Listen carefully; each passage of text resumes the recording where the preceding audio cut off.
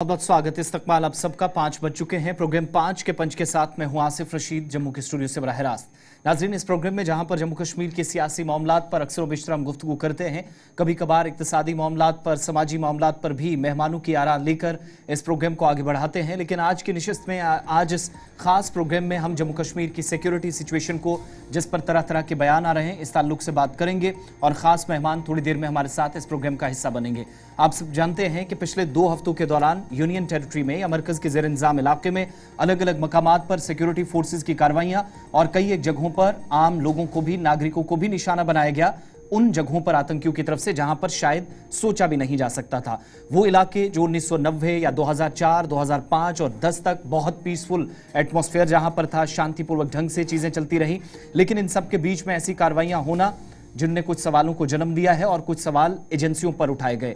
ये सवाल न सिर्फ जम्मू कश्मीर से उठे बल्कि दिल्ली से और फॉर्मर रॉ चीफ की तरफ से भी कुछ प्रश्न पूछे गए और इस बयान को लेकर भी थोड़ी देर बात करेंगे। दोनों तरफ के स्टेटमेंट्स आपके सामने रखेंगे।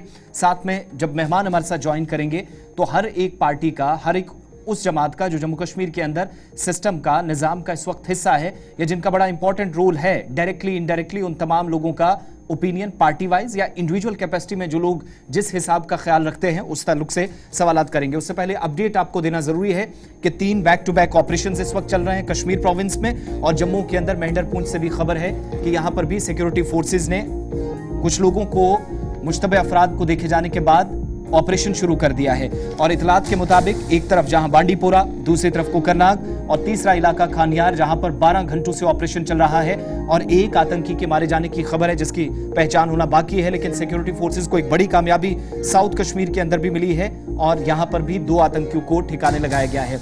पुंछ राजौरी के अंदर लाइन ऑफ कंट्रोल से शहर के अंदरूनी हिस्सों तक भी कार्रवाइयां चल रही हैं। सिक्योरिटी सिचुएशन को पिछले 1 हफ्ते के दौरान 2 बार रिव्यू किया गया है। यूनिफाइड कमांड की मीटिंग हुई, लेफ्टिनेंट गवर्नर ने सिचुएशन का जायजा लिया। आर्मी और पुलिस के ऑफिशियल्स और बाकी एजेंसीज कॉन्टिन्यूसली हम देख रहे थे कि दोनों प्रोविंसेस के अंदर, चाहे वो जम्मू के अंदर होने वाले ऑपरेशन हो या कश्मीर प्रोविंस में, इस ताल्लुक से बात कर रहे थे। लेकिन इन ऑपरेशन के साथ 19 अक्टूबर के बाद जहां पर 12 से ज्यादा लोग, जिनमें सिक्योरिटी फोर्सेज के जवान शहीद हुए, डॉक्टर्स थे, इंजीनियर्स थे, मजदूर थे, बाहर के लोग थे, लोकल्स थे, तमाम लोगों को अलग अलग जगहों पर दुश्मन ने टारगेट किया। और ये वो एरियाज थे जैसे मैंने शुरुआत में कहा कि हालात इन एरियाज के अंदर खराब करने की कोशिश हुई। आज थोड़ी देर में उस पर चलेंगे इस अपडेट के साथ कि जब ये ऑपरेशन चल रहे थे तो उसी वक्त सिक्योरिटी फोर्सेज जो कार्रवाइयां कर रही हैं, एजेंसियों के तालमेल या कोऑर्डिनेशन पर सवाल भी उठाए जा रहे थे। 3 बैक टू बैक सवाल जम्मू कश्मीर से पूछे गए। एक उसमें जम्मू कश्मीर के पूर्व मुख्यमंत्री उमर अब्दुल्ला, बल्कि फारूक अब्दुल्ला की तरफ से सवाल पूछा गया। सांसद आगारुल्लाह मेहदी केंद्र सरकार से जवाब मांग रहे हैं एक। और इसके अलावा जब जिम्मेदारी तय करने की बात हो रही है तो जम्मू कश्मीर के deputy chief minister Surendra Choudhary का भी एक बयान आया, उस पर भी मैं थोड़ी देर में चलूंगा। साथ साथ फारूक अब्दुल्ला और उसके बाद भारतीय जनता पार्टी ने दिल्ली के नेतृत्व के लगातार, चूंकि जम्मू कश्मीर में नजर है, सिचुएशन को मॉनिटर किया जा रहा, वहां पर भी एक सवाल का जवाब आया तो फारूक अब्दुल्ला के जवाब पर पलटवार भी, उनके सवाल पर पलटवार हुआ। इसी तरीके से farmer raw chief AS Dulat ने भी कुछ सवाल उठाए हैं, इसको लेकर भी बात करेंगे। दोनों तरफ से जब डिबेट को ओपन करेंगे तो मेहमानों की राय या उनका ओपिनियन लेने की कोशिश करेंगे। तस्वीरें अलग अलग इलाकों की, बैक टू बैक बड़े ऑपरेशन, श्रीनगर का ऑपरेशन जो कि अभी खत्म नहीं हुआ है, कोकरनाग में भी सर्चेस चल रही हैं, बांडीपोरा में सर्चेस चल रही हैं और इसी तरीके से मेंढर के अंदर भी 4 एरियाज हैं और 11 ऑपरेशंस पिछले 12 दिनों के दौरान, जिनमें सिक्योरिटी फोर्सेस की भी शहादतें हुई, आम लोगों की जानें भी गई और जवाबी कार्रवाइयों में आतंकियों को भी मारा गया, चाहे वो अखनूर हो, बूटा पथरी हो, गगनकीर हो, बाकी सारे एरियाज। इससे पहले मैं आज के मौजू पर डिबेट को ओपन करें, डॉक्टर फारूक अब्दुल्ला जिनने कुछ सवाल पूछे और उसका जवाब दिल्ली से भी आया, उसके बाद इस बातचीत के सिलसिले को आगे ले जाएंगे। लेकिन जिन सवालात का जवाब तलाशने की कोशिश और कोऑर्डिनेशन पर जो सवाल उठाए गए, सबसे पहले बैक टू बैक वो साउंड बाइट्स आप तक पहुंचेंगी और उसके बाद यहां से आगे बढ़ेंगे। इसमें एक बात जरूर है, इसकी तहकीकात होनी चाहिए। ये कैसे है कि हुकूमत आ गई है और ये हो रहा है। मुझे तो शक है कि वो लोग तो नहीं कर रहे हैं जो इस गवर्नमेंट को डिस्टेबलाइज करने की कोशिश कर रहे हैं। नहीं तो क्यों नहीं पहले हो रहा था, आज क्यों, क्या वजह है? इसकी इंडिपेंडेंट इंक्वायरी होनी चाहिए। एक क्राइसिस पैदा करने की कोशिश कर रहे हैं। इस वक्त खानियार में भी अनफॉर्चुनेटली एनकाउंटर, हाँ, अगर वो पकड़े गए ना जो ये कर रहे हैं, पता लगेगा कौन कर रहा है। मारना नहीं चाहिए उनको पकड़ना चाहिए और पकड़ के उनसे पूछना चाहिए कि कौन उनके पीछे है। देखिए, जो मजदूरों की दुखद हत्या हुई है उसके प्रति सरकार पूरी संवेदनशीलता के साथ और गंभीरता के साथ जांच भी कर रही है, परंतु यदि फारूक अब्दुल्ला साहब को ऐसा कुछ लग रहा है तो अब उनकी पार्टी अपोजिशन में नहीं है, अब वो सत्ता में है। उन्हें इस प्रकार के कोई भी तथ्य यदि उनकी जानकारी में आए हैं, इनपुट आए हैं, तो उन्हें साझा करना चाहिए। और रही बात उनकी सरकार को अस्थिर करने की, तो अब उन्हें यह समझना चाहिए कि ये वही ताकतें तो नहीं है जिनसे कभी आप सत्ता में आने के लिए गलबहियां करते थे। परोक्ष रूप से आज उन्हीं ताकतों का आपको सामना करना पड़ रहा हो। क्या ये शक सत्य नहीं है कि फारूक अब्दुल्ला साहब क्या क्या बोले थे कि पाकिस्तान से वार्ता होनी चाहिए, हम चीन से भी सब लेंगे 370 रिस्टोर करने के लिए। तो इसलिए मैं सिर्फ उनसे यह कहना चाहता हूं कि राजनीति में देश हित और समाज हित को रख के राजनीति की जानी चाहिए। आप विपक्ष में रहकर और गैर जिम्मेदाराना राजनीति करेंगे तो सत्ता में आकर अगर यह बात में कोई भी सच्चाई है तो यह आपके मन का या तो भय है, और अगर सच्चाई है तो आपको ये इनपुट केंद्र सरकार और एलजी के साथ शेयर करने चाहिए।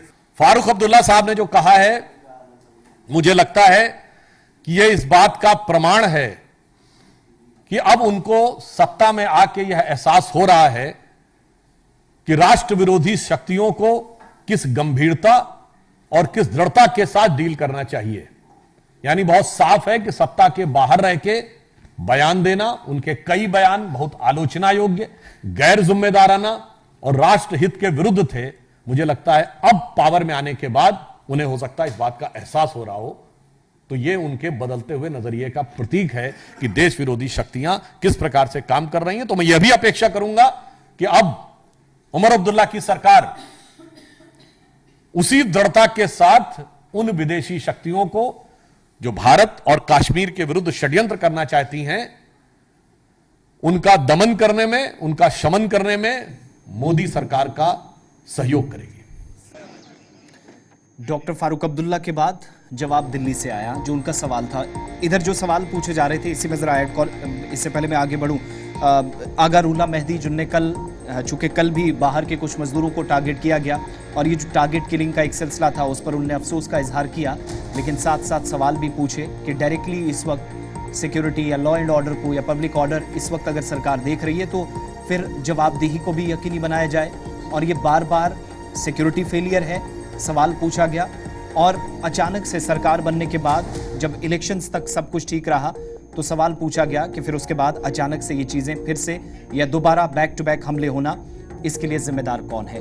इसी तरीके से Surendra Choudhary deputy chief minister, उन्होंने भी इस घटना पर जहां दुख प्रकट किया, मुतासरीन या जो लोग प्रभावित हुए जिन पर फायर हुआ उनके लिए दुआ जरूर की, लेकिन पूछा कि अचानक से सरकार बनते ही इस तरीके से हमलों में इजाफा होना, बढ़ना, ये काबिल तशवीश है, इस पर बात होनी चाहिए, जवाब इस पर दिया जाना चाहिए। अब जरा आगे बढ़ते हैं और अपने मेहमानों की तरफ भी चलेंगे, एक एक करके उनकी बात भी आपको सुनाते हैं, क्योंकि डॉक्टर फारूक अब्दुल्ला ने जो कहा उस पर जवाब तो आया, लेकिन कुछ चीज़ें जिनको बारीकी से समझने की ज़रूरत है। जैसा मैंने कहा कि ए एस दुल्लत 1999 से 2001 के दरमियान जब वो रॉ चीफ थे, उस वक्त कहा जाता है कि सिक्योरिटी सिचुएशन अगर आप देखेंगे तो आज के मुकाबले बहुत ख़राब थी। उस वक्त किस हिसाब से चीज़ें कंट्रोल करने की कोशिश और जो आज कहा गया वो किस हद तक सही है। मेरे साथ 4 खास मेहमान प्रोग्राम में ज्वाइन कर चुके हैं। अभिजीत जसरोटिया साहब हैं, भारतीय जनता पार्टी के तर्जुमान, मेरे साथ स्टूडियो में मौजूद हैं। बहुत शुक्रिया अभिजीत जी। हमारे साथ दीपांशु भट्ट हैं, कांग्रेस से हमारे साथ ज्वाइन किए हैं। थैंक यू सो मच आपका प्रोग्राम में हमारे साथ ज्वाइन करने के लिए। कर्नल एस पठानिया साहब हैं, डिफेंस एक्सपर्ट हैं, बदलती सिचुएशन पर कॉन्टिन्यूसली इनकी नज़र है। दिन को भी जब हम डिस्कस कर रहे थे तो कुछ इंपॉर्टेंट पहलुओं की तरफ इन्होंने इशारा किया। और आबिद वानी जम्मू कश्मीर नेशनल कॉन्फ्रेंस से हमारे साथ रहेंगे। आपका भी बहुत बहुत शुक्रिया। अभिजीत जी, बहुत सारे सवाल आए तो मैं चाह रहा हूं जवाब जरा आप ही से शुरू कर लें। Former chief minister, MP, deputy chief minister, farmer एक और चीफ मिनिस्टर, और सवालात उस वक्त पूछना जब हम देख रहे थे पिछले 12 दिनों में 11 बैक टू बैक हमले और 12 से ज़्यादा लोगों की कीमती जानें गई हैं, जिसमें इंजीनियर्स भी थे, डॉक्टर्स भी थे, सिक्योरिटी फोर्सेज के जवान भी थे। अगर ओवरऑल मैं इससे पहले फर्स्ट मैं ओपिनियन ले लूँ, फिर मैं सवाल की तरफ जाऊँगा। देखिए, सबसे पहले तो जिन लोगों ने भी अपने प्राणों से हाथ धोया है इसके अंदर, भले वो हमारे वो गरीब मजदूर थे, और भले हमारे सिक्योरिटी फोर्सेस के जिन लोगों ने अपनी शहादत दी है उन सब के लिए सबसे मेरी संवेदनाएं हैं। सबके परिवारों के साथ हम आज खड़े हैं। और सबसे बड़ी बात यह आती है कि जब कभी भी हम इस तरह के गैर जिम्मेदाराना बयान देते हैं तो हमें ये चीज़ सोच लेनी चाहिए कि ये पाकिस्तान तो किसी तरह से नहीं है ना, पाकिस्तान एक ऐसा षड्यंत्रकारी मुल्क है जो ना खुद चैन से बैठता ना किसी को बैठने देता है। और हमें ये भी समझना पड़ेगा कि एक ऐसा कांस्टेंट प्रोसेस है, क्योंकि वहाँ पर जो फैक्ट्री इन्होंने लगा रखी है पीओजे के और बाकी जगहों से, वहाँ से इस तरह के टेररिस्ट हमेशा प्रोड्यूस होते जाते हैं।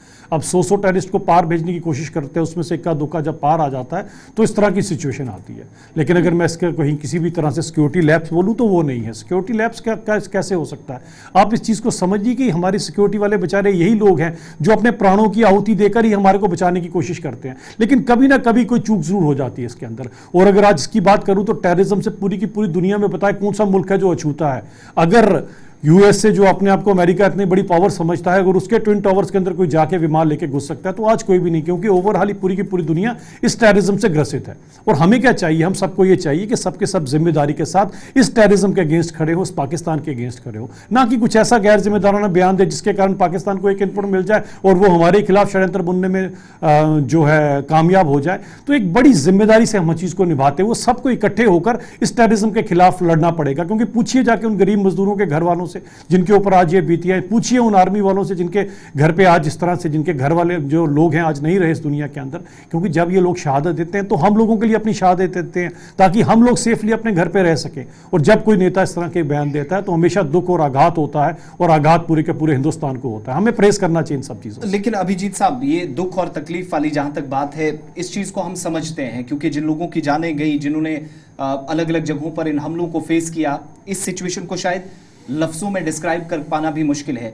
एक हमला हो, दो हमला हो समझ में आता, तीन हो, और वो भी उस सेंसिटिव पार्ट के अंदर जहां पर हमने देखा पिछले 4-5 सालों में लॉ एंड ऑर्डर को लेकर काफी बात की। लेकिन बार बार अटैक जब हो तो फिर ये टर्म जब इस्तेमाल की जाती है तो परेशानी किस बात की कि सिक्योरिटी लैब्स है, या अगर जो शहर के बीच आज कुछ हुआ, ये सब श्रीनगर के आसपास हम देख रहे हैं, इसका जिम्मेदार फिर कौन है? देखिए, सबसे बड़ी बात तो हमें समझना पड़ेगी कि बौखलाहट है। ये बौखलाहट पाकिस्तान की है, क्योंकि उन्होंने आपके सामने ही पहले हमने जो चुनाव हुए मेंबर पार्लियामेंट में, उसमें कितने सारे लोगों ने शिरकत की। उसके अलावा भी जो एमएलए के चुनाव हुए उसमें कितनी बड़ी शिरकत हुई। तो जो जमहूरियत को अमली जामा पहनाया गया है, इससे कौन फ्रस्ट्रेट हो सकता है? इससे यही षड्यंत्रकारी मुल्क फ्रस्ट्रेट हो सकता है। अब हमें ये मानना पड़ेगा कि कहीं ना कहीं जो सिस्टम के अंदर कोई ना कोई चीज़ें ऐसी हैं बीच में जो लोग इनकी मदद करते हैं, जिसके कारण ये सब कुछ हो सकता है। और जब उनके ऊपर कार्रवाई होती है तो बहुत सारे पॉलिटिकल लीडर्स जो है उनके पेट में दर्द होना शुरू हो जाता है। कोई कहता है जी सबको छोड़ दो, कोई कहता है जी हमने अपने मैनिफेस्टो में ऐसा लिख दिया। हमें समझना पड़ेगा कि ये सिचुएशन बड़ी टेंस है, इसे हम आम सिचुएशन की तरह नहीं देख सकते हैं। अरे यहाँ पर जाने इन्वॉल्व है सबकी। यहाँ पर जब एक मजदूर की जान चले जाती है तो सोचिए कितनी मुश्किल होती है। यहाँ सिक्योरिटी फोर्सेस वाला अपने प्राण देता है, और ये वही सिक्योरिटी फोर्सेस है जो इन्हीं नेताओं को बचाने के लिए भी वहीं पर खड़े हैं सबके सब। तो हम अपने ही लोगों के ऊपर जब इस तरह की बात करेंगे तो इसका सारे का सारा जो है, ये तो पाकिस्तान अपने षड्यंत्र में कामयाब हो जाएगा।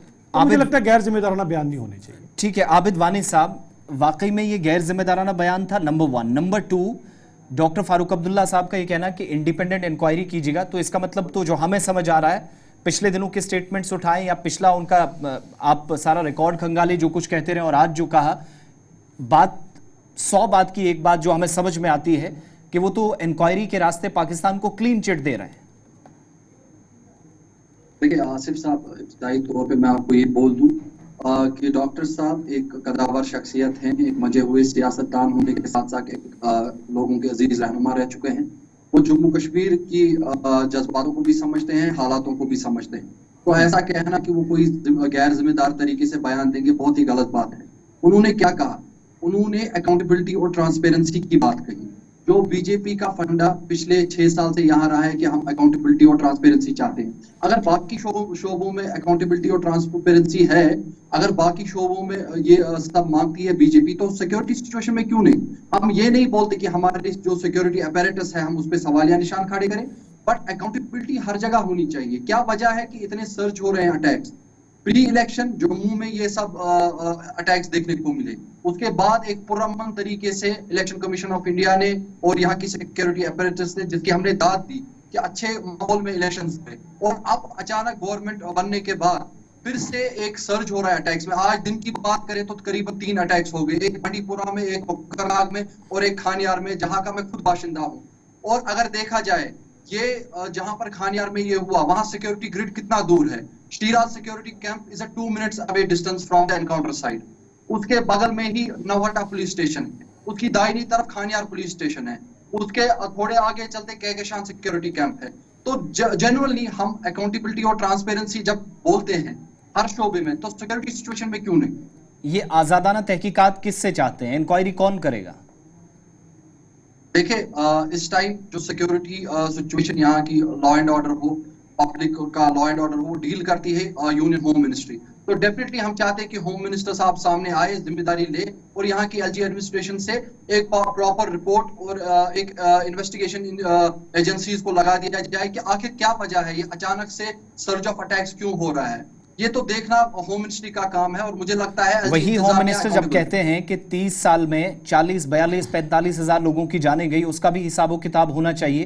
क्या नेशनल कॉन्फ्रेंस उस लाइन को भी टच करेगी? बिल्कुल बिल्कुल होना चाहिए। हमने हमेशा ट्रूथ एंड रिकंसिलिएशन कमीशन की मांग की है। अगर हम में कोई डर होता, हम में कोई खामी होती, हम ट्रूथ एंड रिकंसिलिएशन कमीशन के लिए पिच नहीं करते। क्योंकि चीफ जस्टिस ऑफ इंडिया ने भी during the hearing of article 370 facilitate की बात कि ऐसा होना चाहिए, ट्रूथ एंड रिकंसिलिएशन कमीशन पे बात होनी चाहिए। तो हमें कोई इसमें हेर फेर नजर नहीं आ रही है कि नेशनल कॉन्फ्रेंस कहीं उस चीज में पीछे है। अकाउंटेबिलिटी हर चीज में होनी चाहिए, जहां वो कोई प्रोफेशन हो, एजुकेशन हो, जॉब्स प्रोवाइड करना हो, करप्शन हो, तो सिक्योरिटी सिचुएशन में भी अकाउंटेबिलिटी होनी चाहिए। ठीक है दीपांशु भट्ट साहब, कांग्रेस के लोग भी आज सवाल पूछ रहे हैं। दिल्ली से भी मैं बार बार देख रहा हूं, बैक टू बैक ट्वीट्स आ रहे हैं, पोस्ट शेयर की जा रही हैं कि हालात खराब हो गए। कल को हम थोड़ा देख रहे थे कि अगर शायद यहां पर स्टेटहुड होता या कंप्लीटली कंट्रोल यहां की गवर्नमेंट का होता तो ये सवाल शायद कम पूछे जाते। जो हम माजी में देखते रहे इतने सालों में, शायद इस तरीके से इतना संजीदा सिक्योरिटी को लेकर कांग्रेस नजर नहीं आई। आप भी सिस्टम का, निजाम का, गवर्नमेंट्स का हिस्सा रहे, चाहे किसी के साथ बनाई, अपने दम पर बनाई, जैसे भी रही। लेकिन आज जब जवाबदेही की बात है तो क्या यहां पर ताउन की, एक कोऑर्डिनेशन की जब जरूरत है तो उसमें आपका एक छोटा ही रोल सही, वो सवाल पूछने के बजाय इंपॉर्टेंट रोल जब प्ले करने की बात हो रही है तो फिर तो जिम्मेदाराना रवैया होना चाहिए ना तमाम पार्टियों का।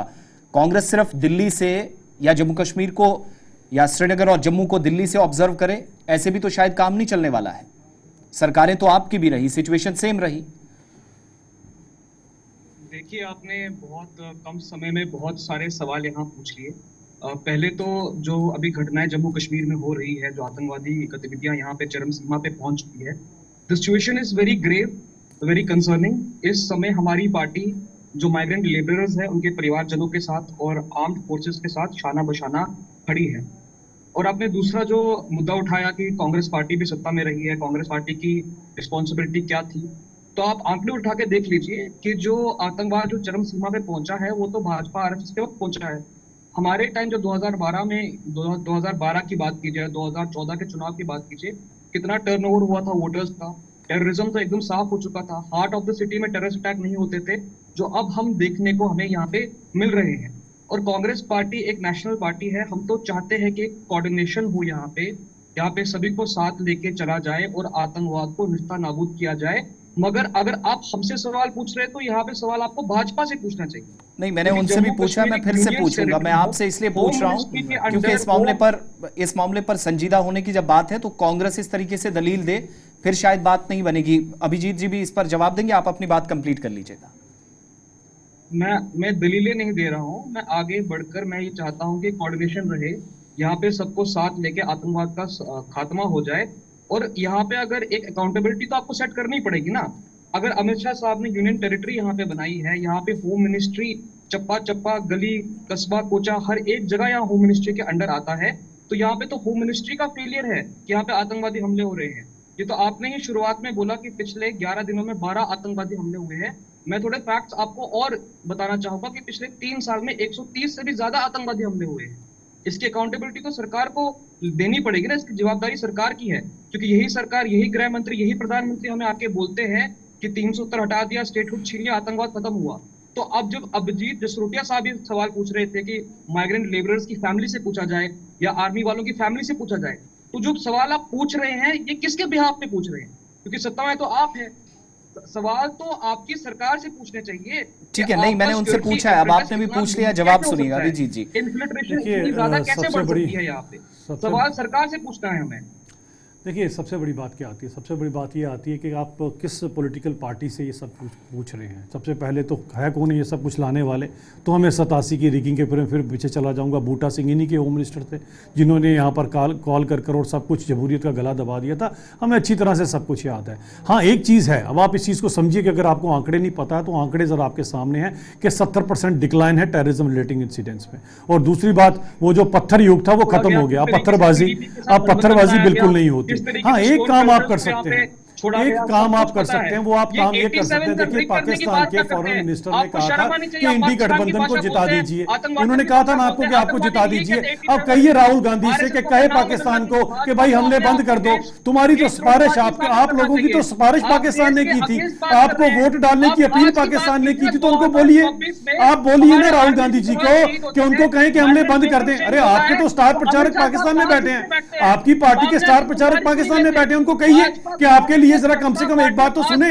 आप तो इलियाना उमर के साथ बैठ के फोटोग्राफ खिंचाते हो, इलियाना उमर के साथ बैठ के फोटोग्राफ खिंचाते हो। उनको बोलो, अपील करो पाकिस्तान को कि भाई मत करो इस तरह का। क्या आपके जिन्होंने आपके लिए, आपके चुनावों के लिए जिन्होंने आपकी सिफारिश की, जिन्हें आपके लिए आपको जिताने के लिए सिफारिश की, जो आपके यहाँ पर स्टार प्रचारक बने हुए थे, उस कंट्री को आप बोल नहीं सकते कि हमारे देश में बंद करें जी, हमारी मर्जी की सरकार, उनकी मर्जी की सरकार आ चुकी है अब, तो पाकिस्तान को बंद कर देना चाहिए सब कुछ। कौन सी हवा में घूम रहे हो आप? कौन सी दुनिया में घूम रहे हो? कहो राहुल गांधी जी से कहे जाए अपील करें, राहुल गांधी जी को कहो अपील करें पाकिस्तान को कि बंद कर दे सब कुछ। भाई मेरी पार्टी की सरकार आ गई है यहाँ पर, आपकी मर्जी की इंडी गठबंधन आ चुका है, तो बंद कर दो पाकिस्तान को। बोलो, कहो राहुल गांधी जी को, क्यों अपील करते हैं। इलियाना उमर के साथ फोटोग्राफी करने का बड़ा मजा आ रहा था, उनको बोलो कि करें अपील जरा। ना पार्टी में कोई उनकी सुनता, ना देश में कोई। पाकिस्तान तो कम से कम सुनेगा उनकी। ठीक है, एक जवाब देने दीजिएगा, फिर मैं जरा पठानिया साहब भी वेट कर। पाकिस्तान के 2 टुकड़े किए थे आप लोगों ने, 2 टुकड़े किए थे, दोनों टुकड़ों के साथ आके खड़े हो गए। 2 टुकड़े, आप तो देश के भी और टुकड़े कर देते। ठीक है, अब पठानिया साहब से। पठानिया साहब, सिक्योरिटी पर्सपेक्टिव से जिन सवालों पर हम जवाब तलाशने की कोशिश कर रहे हैं, उनमें फिर ये भी पूछा जाना चाहिए कि जो बैक टू बैक मीटिंग्स हुई या फिर यूनिफाइड कमांड है हेडक्वार्टर्स के अंदर, पिछले दिनों हम देख रहे थे काफी चर्चा हुई। आज के वक्त में अगर मैं पूछूं, ये सब एक तरफ हो रहा है, एक तरफ मीटिंग्स हो रही हैं, प्लान्स बन रहे हैं, एग्जीक्यूट करने की कोशिश हो रही है, कहीं तो कुछ कमी है।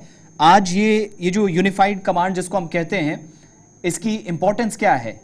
क्या काम रह गया इसका? और अगर यही सब कुछ चलना है, इस तरीके से चीजें कंट्रोल होनी है, तो फिर शायद बहुत मुश्किल है जिस तरह की सिचुएशन नजर आ रही है। देखिए आसिफ जी, हमारा जो रिस्पांस होता है वो बहुत ज्यादा प्रेडिक्टेबल है। जब भी कोई ऐसी इंसिडेंट होती है, अभी हम देखेंगे पिछले 12 दिन में 6-7 इंसिडेंट हुई हैं, 3 आज चल रही है।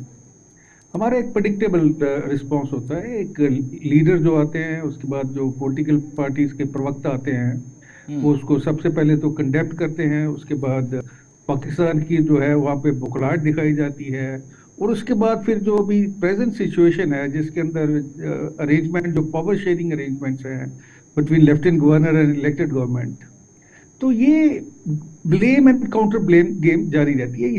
ये सब बेमानी है।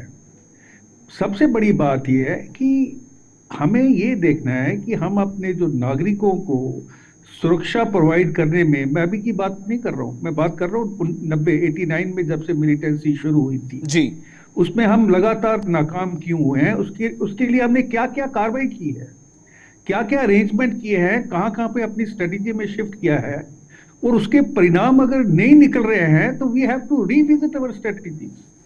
So let me share with you and your audience. सबसे पहले जो मेन जो वजह है वो है इन्फिल्ट्रेशन। ये हो रहा है एलओसी और आईबी से। उसके बाद then you need a safe haven. उसके लिए आपको गाइडेंस के अरेंजमेंट चाहिए, सेफ हेवन सेलेक्ट करना पड़ेगा, रैकी करनी पड़ेगी, वहाँ पे इंटेलिजेंस लेनी पड़ेगी। तो local population is playing a very great role. उसके बाद आप आ जाइए, हमारी जो इंटेलिजेंस एजेंसीज हैं, भरमार है यहाँ पर, और Jammu Kashmir is not a normal state ji. ये सारी इंटेलिजेंसी एजेंसीज हैं, are they working under one umbrella या अपने अपने ये राज चला रहे हैं? उसके बाद आप देखिए कि पब्लिक को बताया जाए, जो भी रिस्पॉन्सिबल है इसमें, देखिए accountability is very clear. Now this is the share accountability of lieutenant governor and centre. If there is increase in the incident, we cannot blame Omar Abdullah and his government. That's very clear. Now, अभी हम sleeper cell को eliminate क्यों नहीं कर पा रहे हैं? Overground worker की डिटेल्स हमारे पास हैं, पुलिस के पास हैं, क्यों नहीं कर पा रहे हैं? What are the compulsion? LOC और आईबी को हम सील क्यों नहीं कर पा रहे हैं? वी डोंट हैव, पैसा नहीं है हमारे पास। दूसरी बात यह है कि अगर ये सब कुछ हमारे पास पैसा भी है, रिसोर्सेज भी है, and India is the 5th largest economy in the world, हम क्यों नहीं एलओसी को सील कर पा रहे हैं? या उसके पीछे भी कोई डिजाइन है? अभी मैं बात करता हूं आपसे, जो अभी मैंने सुना अपने मित्रों को, 90 के अंदर जब ये मिलिटेंसी पीक में थी, 91 में यहाँ पे हमारे जो गवर्नर साहब थे वो थे जनरल कृष्णा राव। जनरल कृष्णा राव 5 साल रहे हैं वो गवर्नर, और उनके 2 एडवाइजर थे, एक जनरल जकी और general Solanki. One is looking after Jammu, other looking after Kashmir. अभी this situation now is a more of a military problem, उसका हमें मिलिट्री सोल्यूशन ढूंढना पड़ेगा। ड्रग टेररिज्म और नॉर्मल टेररिज्म को टैकल करने के लिए हमें एक स्ट्रेटेजी बनानी पड़ेगी। पूरा जो स्पोर्ट्स स्ट्रक्चर है उसको एलिमिनेट, डिसमेंटल करना पड़ेगा, और एक प्रोएक्टिव अप्रोच लगानी पड़ेगी हमें। इतना शक्तिशाली नेशन, दूसरी तरफ आप देखिए इजराइल को देखिए, we have to learn a lot for Israel, that how. अच्छा, आपने एजेंसीज की बात की तो मैं एक पॉइंट ऐड कर दूं, मैं जरा उस पर भी आपका एक व्यू ले लेता हूं। एएस दुल्लत साहब ने एक इंटरव्यू में आज ही कहा कि अब तो कोऑर्डिनेशन की बात ही नहीं है, दूर दूर तक एजेंसीज इस मामले में फेल हुई हैं। इस बात से आप इत्तेफाक रखते हैं बतौर सिक्योरिटी एक्सपर्ट, या जिस हिसाब की सिचुएशन है और वो जो 30 साल वो गिन रहे हैं उसमें अपना भी उनका एक टेन्योर आता है स्ट्रेटजीज बनाने का और प्लान एग्जीक्यूट करने का? एब्सोल्युटली आसिफ साहब, देखिए अभी कश्मीर में ये लगातार वारदातें क्यों हो रही हैं? अगर आप देखेंगे एक जम्मू में हुई है, ज्यादातर वही हुई है। 2-3 महीने पहले यहाँ पे जम्मू रीजन के अंदर जब एपी सेंटर यहाँ पे शिफ्ट कर गया था, 3000 एडिशनल ट्रूप्स यहाँ पे इंडक्ट की गई थी, बिकॉज वाइड क्रिएट हो गए थे। जो हमने लद्दाख में अपनी जो फौजें भेजी थी उसकी वजह से वाइड क्रिएट हो गए थे। तो उसको फुलफिल करने के लिए उन्होंने 3000 ट्रूप्स डाली, 500 कमांडो लगाए, और 75 पोस्ट जो है उन्होंने एस्टेब्लिश करनी थी in the areas where there is a threat. अभी यहाँ पे वो अभी आस्ते आस्ते उन लोगों की यहाँ पे सिचुएशन के ऊपर पकड़ बन गई है, लेकिन कश्मीर के अंदर अभी भी वो गैप जो है वो एग्जिस्ट कर रहे हैं, and ISI is fully aware of, and they are exploiting those gaps.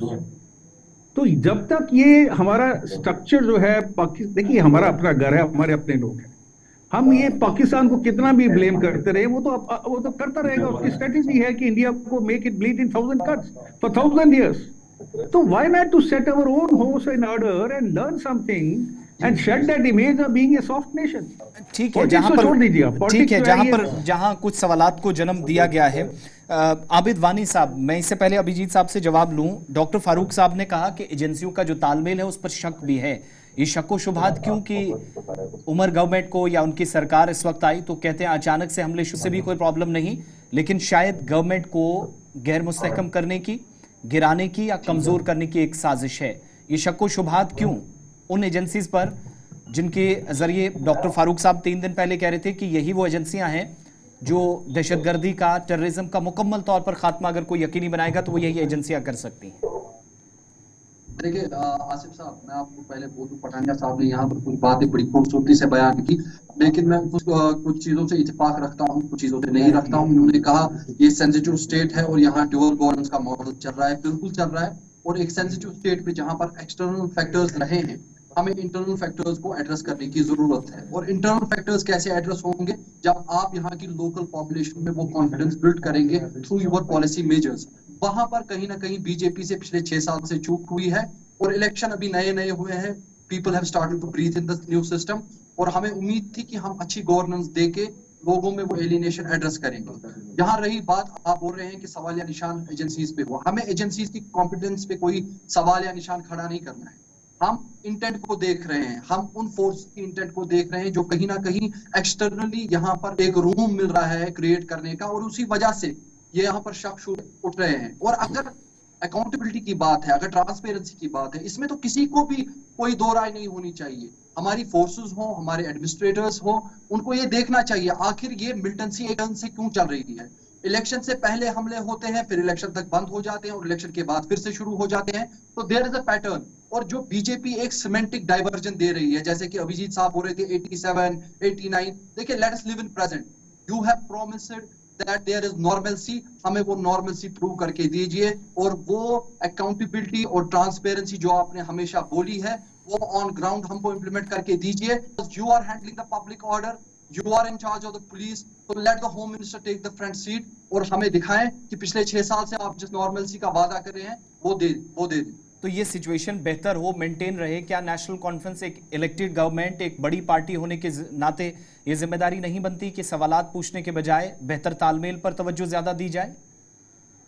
देखिए, सिक्योरिटी पॉइंट ऑफ व्यू से हम ज्यादा कंट्रीब्यूट नहीं कर सकते, लेकिन जहां पॉलिटिकल एक्टिविज्म की बात है, लोगों से कनेक्ट करने की बात है, आप देखें कि हमने हमारे एमएलएज या मिनिस्टर्स पब्लिक दरबार कर रहे हैं, हम उस एलिनेशन को पूरा एड्रेस कर रहे हैं, हम लोगों के मुश्किलात देख सुन रहे हैं, उनको एक पेशेंट हियरिंग दे रहे हैं, जो कि हमारा काम है.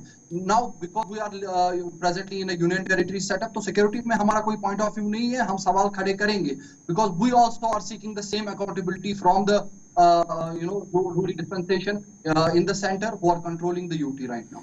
ठीक है अभिजीत साहब, शहर के अंदर हमला हुआ, मुझे इससे प्रॉब्लम नहीं, क्योंकि कहीं पर भी हमला हो तकलीफ पहुंचाएगा, लोगों की जानें जाएंगी. आज भी खून खराबा करने की कोशिश हुई, 7 से 8 एरियाज जिनको दहलाने की कोशिश हुई, लेकिन हमारे लिए जो मेजर कंसर्न है एज ए नागरिक, एज ए जिम्मेदार शहरी, वो ये है कि श्रीनगर शहर के अंदर हार्ट ऑफ सिटी जिसको कहा जा रहा, वहां आतंकी पहुंच जाते हैं, हथियार लेकर आते हैं, और स्लीपर सेल्स जिनकी तरफ पठानिया साहब भी इशारा कर रहे थे, OGWs या बाकी कोई भी लोग इनको पहुंचाने वाले, किसी ने अगर लोकल लेवल पर सपोर्ट की है, एजेंसीज को सवाल क्यों ना पूछा जाए, जब ये ना पता चले कि विद इन सिटी आपके एरियाज में जहां पर VIP मूवमेंट होती है, chief minister, deputy chief minister, opposition parties के लिए तमाम लोग दिन में बैठकर मीटिंग्स करते हैं, डोर टू डोर कैंपेन्स हुई, उसी एरिया में अचानक आतंकी पहुंचते हैं, और वो भी उन इलाकों से जहां सोचा भी नहीं जा सकता.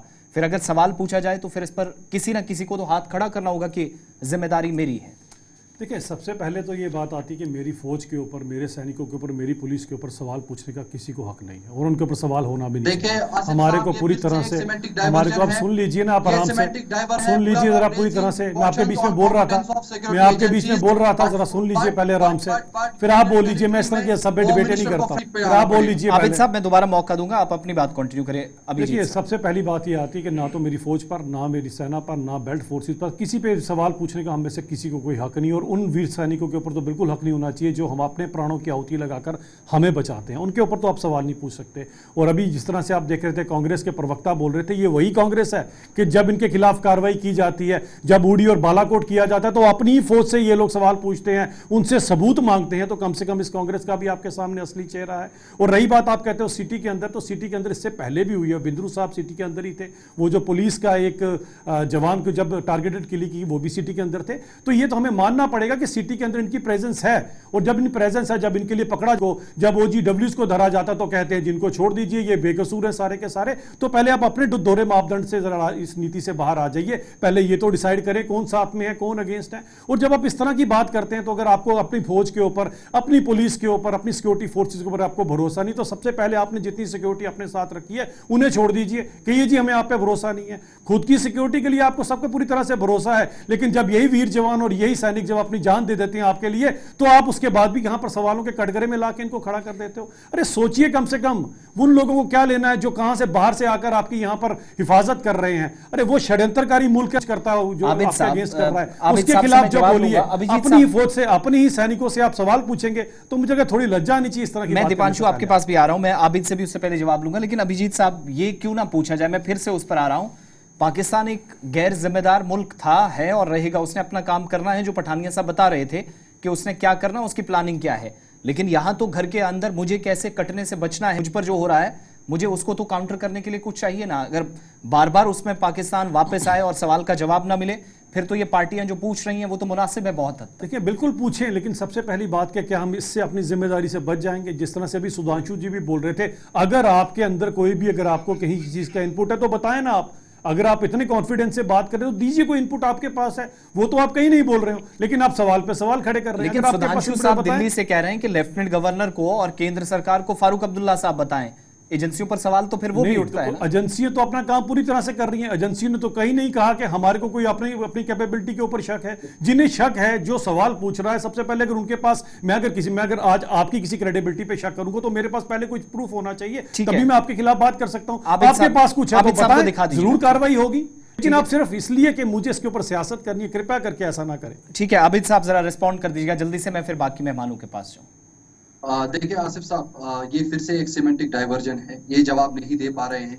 अकाउंटेबिलिटी और ट्रांसपेरेंसी इंश्योर करना इस टाइम एलजी एडमिनिस्ट्रेशन का काम है। जहां तक सिक्योरिटी इनपुट्स, हमारे से इनपुट मांग रहे हैं, सारी सिक्योरिटी एजेंसीज के इनपुट शाम को एलजी साहब के टेबल पे होते हैं।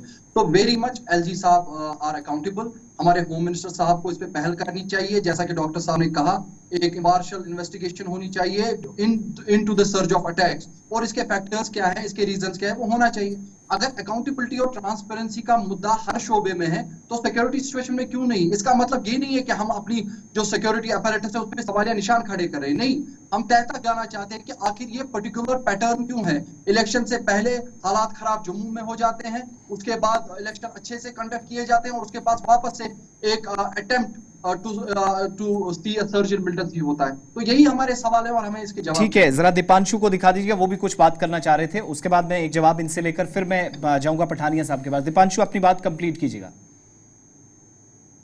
देखिए, मुझे ये एक चीज समझ नहीं आ रही है कि अभिजीत जसरोटिया साहब को आपका सवाल समझ नहीं आया, या वो जानते नहीं है कि उनको बोलना क्या है।